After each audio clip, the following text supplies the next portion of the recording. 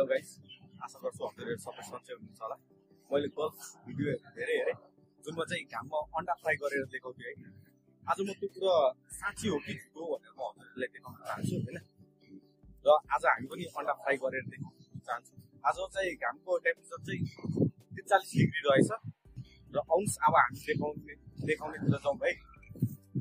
हाम्रो सामानहरु चाहिँ रेडी पार्छौँ एकछिन हामीले अलरेडी। र यसमा हामीले तेल पनि हालेर राखिरहेको छौँ हैन।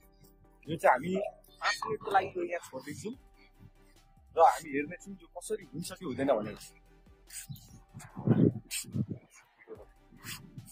ल गाइस, अलरेडी लगभग 15 मिनेट जति हामीले राखेर फ्राइङ प्यान पनि तातिसक्यो हैन। अब चाहिँ हामी यसमा अन्डा हालेर ट्राई गर्दैछौँ यो पाक्छ कि पाक्दैन है। 15 मिनेट जति पनि भइसक्यो हैन।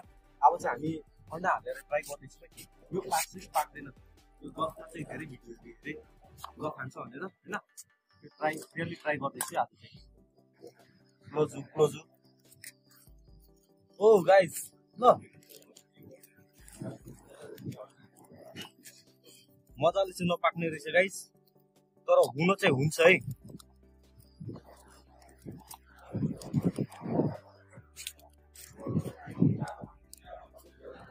ल गाइस, यो चाहिँ 15 मिनट ट्राई गर्दाखेरि चाहिँ हुने रहेछ हैन।